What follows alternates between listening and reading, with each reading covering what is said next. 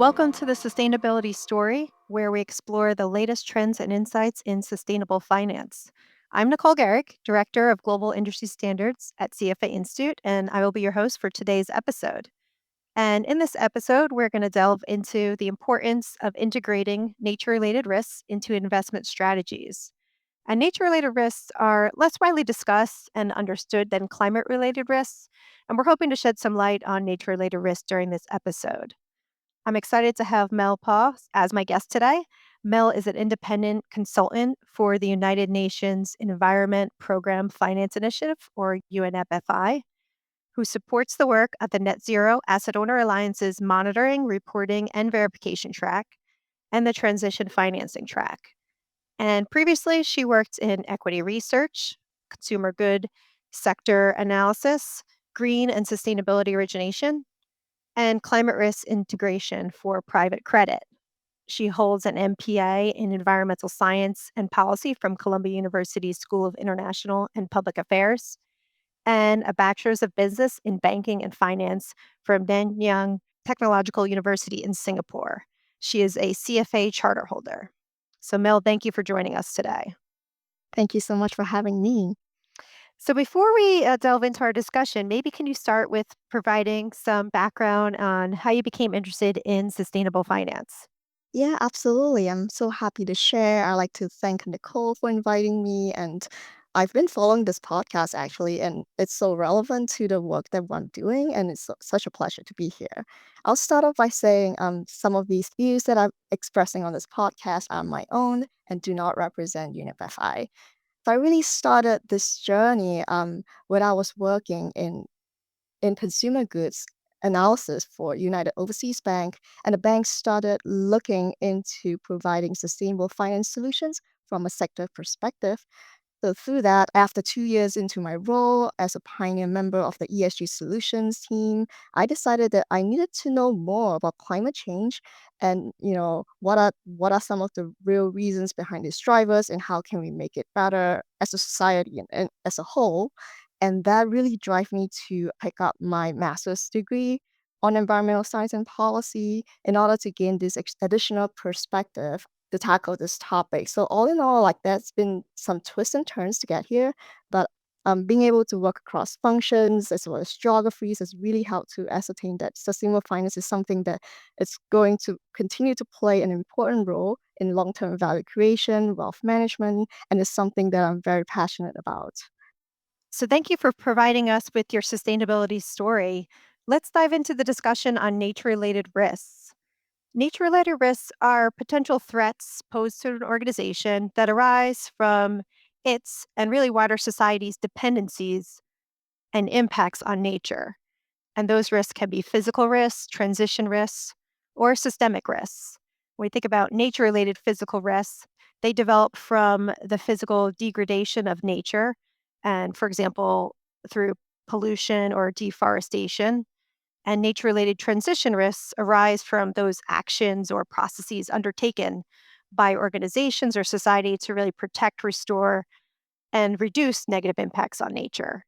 And systemic nature related risks arise from the breakdown of the entire system rather than the failure of individual parts.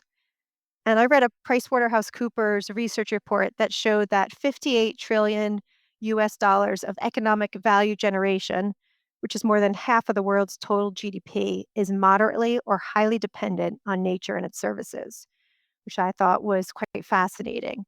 So I'd love to hear what your views are on integrating nature and biodiversity into sustainable finance and why you think it's important. Yeah, absolutely. Thank you for the question.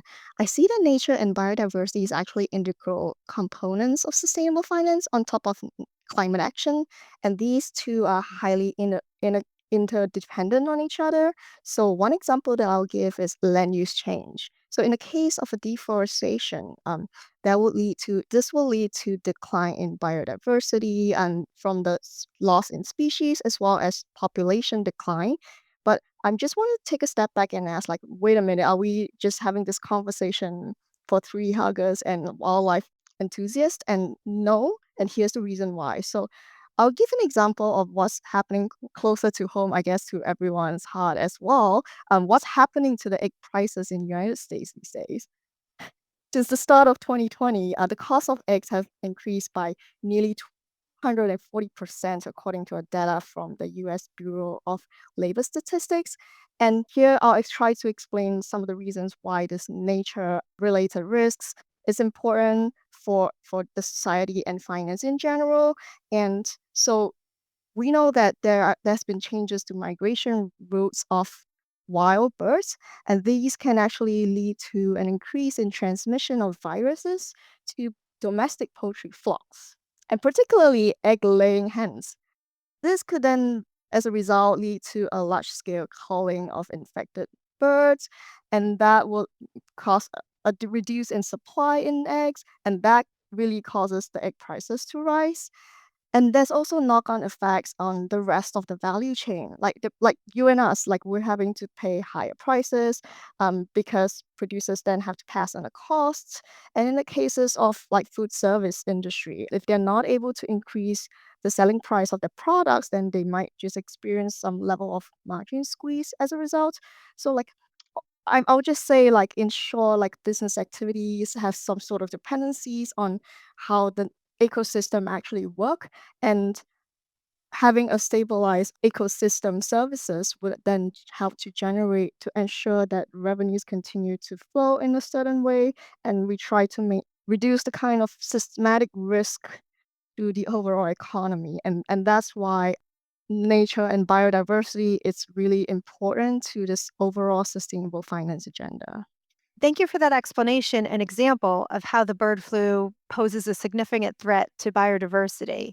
And as you pointed out, the shortage of healthy hens leads to a reduction in egg production, which then results in higher egg prices. And that can impact really the entire supply chain, affecting everyone from the farmers to really the end consumers of eggs, like you and me. And not only do we really rely on nature for the food that we eat, as we described, but also for the water we drink, the clothes we wear, the medicine we need, and really the air we breathe. So we are highly dependent on nature. And if nature becomes less resilient, it could really cause significant financial risks to companies and investors. I'd love to hear your opinion on what you think are the key nature related risks that could impact portfolio performance in the coming years, and which sectors are most exposed to nature related financial risks. Yeah, absolutely. I think some of these nature-related risk will be translated based on the dependency of ecosystem services to generate these revenues and returns. So, when we talk about dependencies, this would mean like ecosystem services. To take a step back, would mean that they rely on maybe water supply or having abundance in terms of genetic diversity from nature in order to generate revenues. And we're seeing that come across a lot in sectors such as food production, as we mentioned earlier, as well as the pharmaceutical industry that relies heavily on this diversity of nature in order to create revenues from drug production and research and development. So, a study by Finance for Biodiversity found that the sectors most impacted by this nature-related risks, food products, chemicals, consumer staples, metals and minings, and pharmaceutical.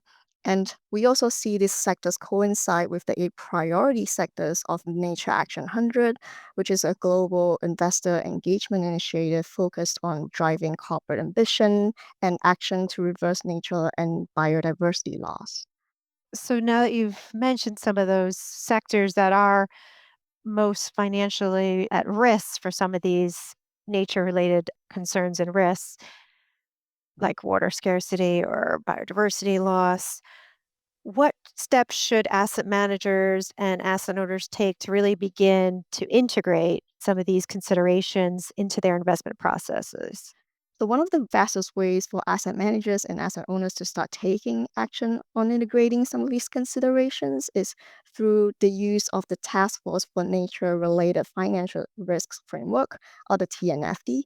This framework actually has a very structured approach and is modeled after the TCFD, which is related to climate. And this would actually help to assess nature and biodiversity risks and opportunities. So they actually recommended the LEAP approach, which provides a detailed guidance on first having to locate the interface of these businesses and with nature, evaluate dependencies and impacts on nature, assess exposure to nature related risks and opportunities, and finally, prepare to respond and report on these nature related issues. There's also another angle to add to that, which the TNFD is actually also suggesting on top of the core framework, which is to adopt a sector approach.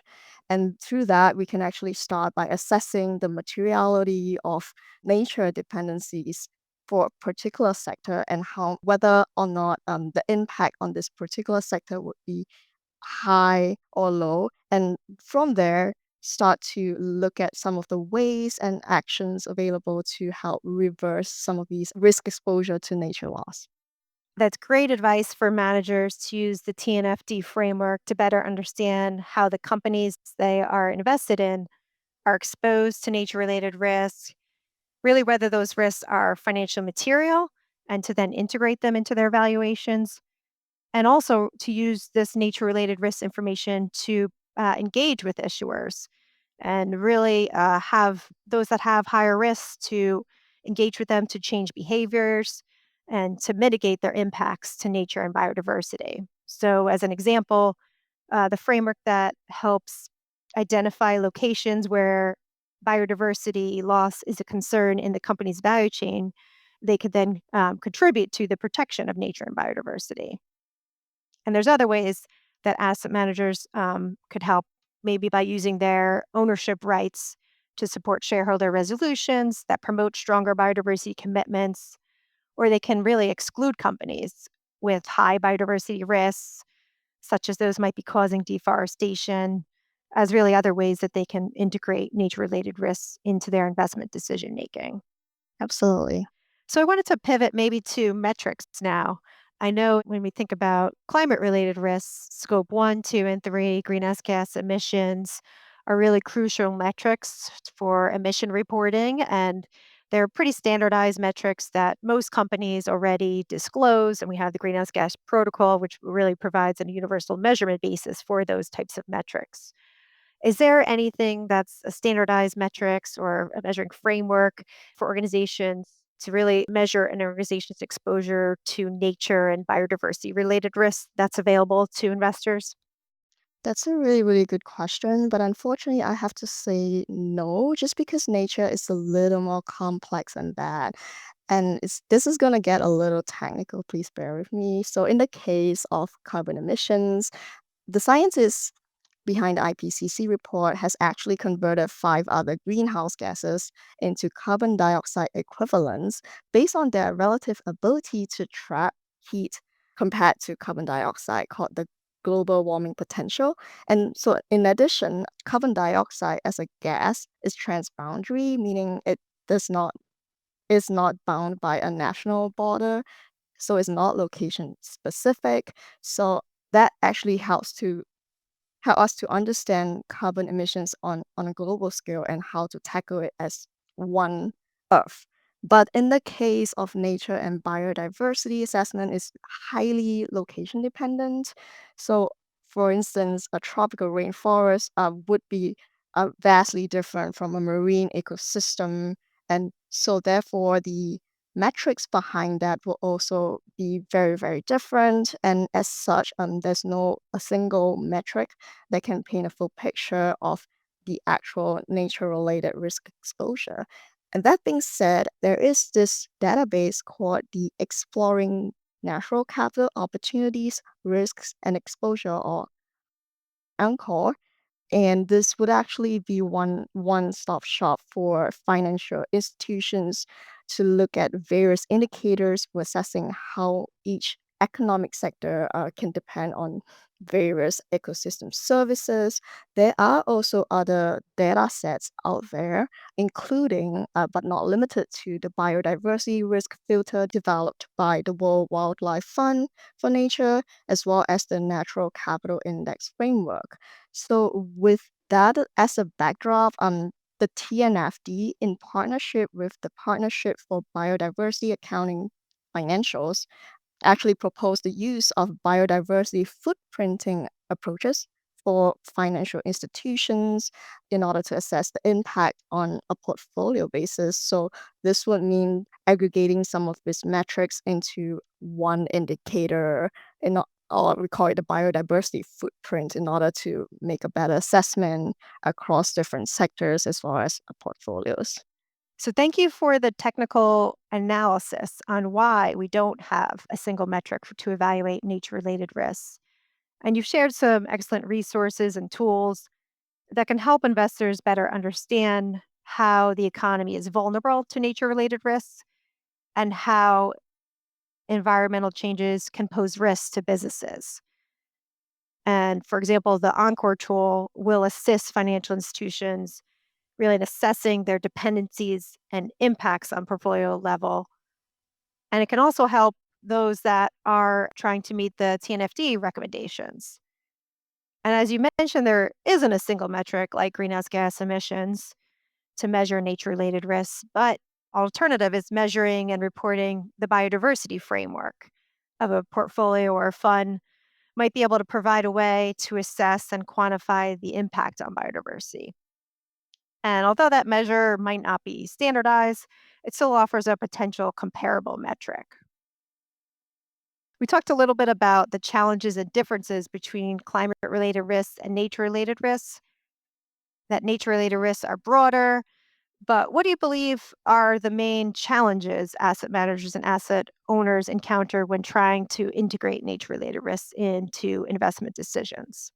I think that some of these challenges might be similar to climate. So I'm going to talk about the ones that are specific to nature. So I think one of the biggest pain point is probably the lack of standardized metric, as mentioned earlier, and case in point, or even the biodiversity approaches that I was talking about earlier. There are also like three different approaches, and on top of that, within each approach, there is no standardized way of aggregating some of these metrics. So the lack of consensus over this and how to actually use this approach actually makes the data very highly complex and not usable or not suitable for comparison across perhaps asset managers in this case. So I like to mention, like, on top of that, there are many different tools out there and different guidances. So one of the recent publications by colleagues from the nature team in UNEP FI called Accountability for Nature is actually one useful resource to help asset managers and financial institutions clarify the methods and frameworks for nature-related issues in the private sector. One other pain point I would mention would be the complexity of data and data gaps. So this is not new to nature. We see similar themes in the climate space, but specifically for nature, I think the requirement and the need to use locational information becomes quite a challenge.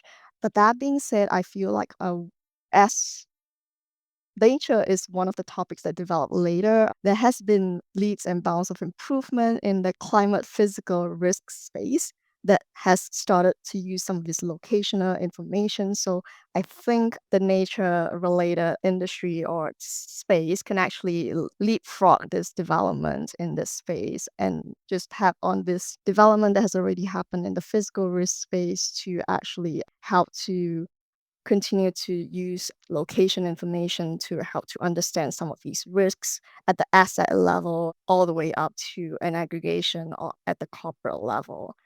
I think one other challenge that is specific to nature-based solutions right now, I like to mention is even if there's significant interest in investing in some of these solutions, one of the major challenges the revenue uncertainty.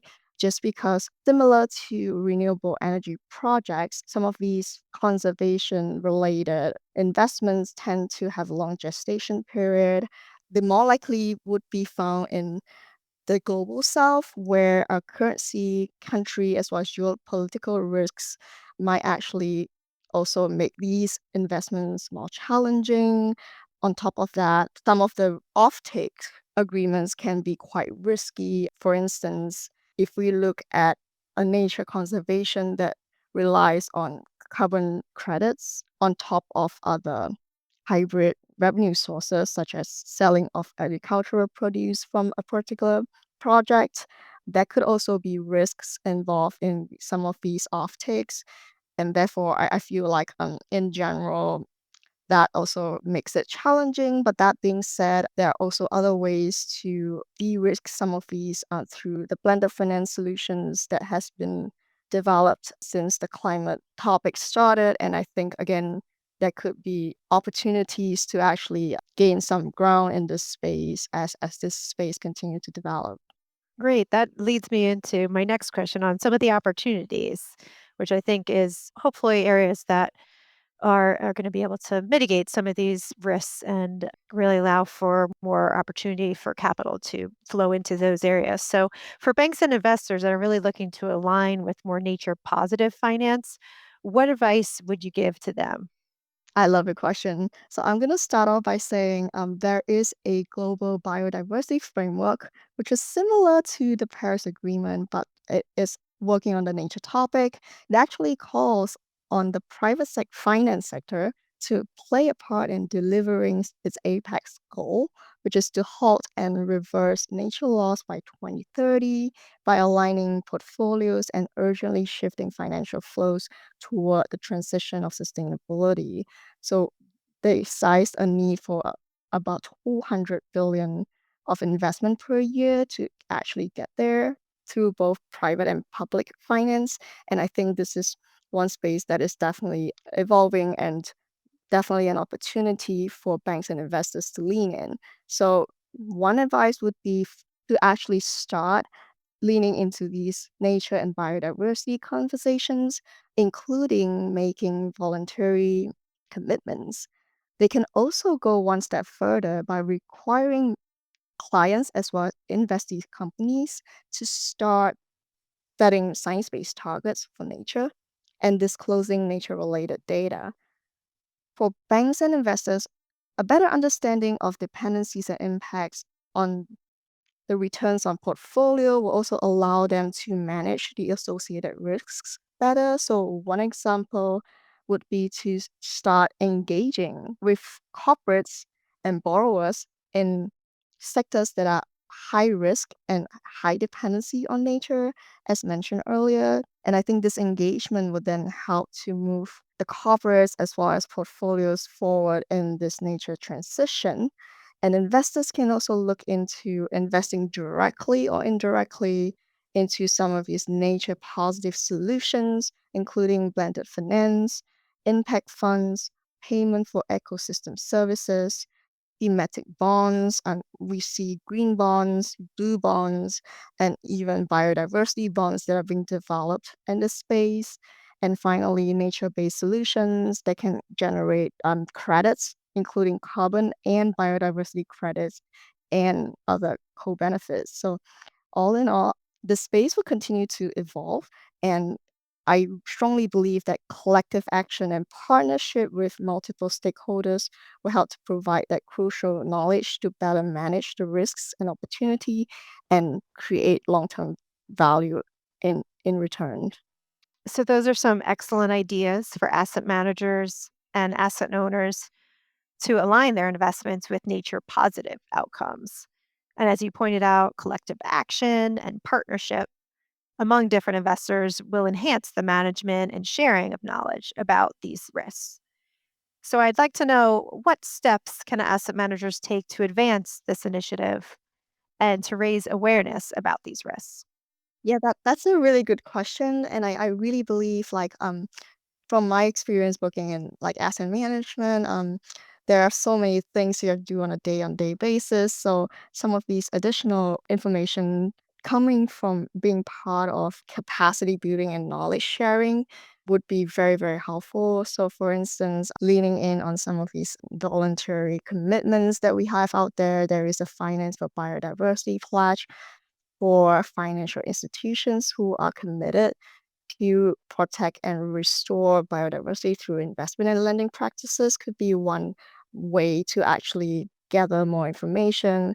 exchange information about some of the practices and how to actually take this forward. So I also believe, as mentioned earlier, because a lack of consensus, even though the tools have been recommended by some of these framework, is to actually create that space for investors to come together and understand what are the challenges and what are the ways around these challenges, and creating some sort of a consensus around how to actually approach this topic together. Because I strongly believe that in order to make a tool useful for the investment community's input is kind of crucial and probably the most important. So having this ability to interact together and to understand the nature commitment across different geographies and different investment mandates would be really, really helpful. So there are also other initiatives that also integrate nature-related commitments.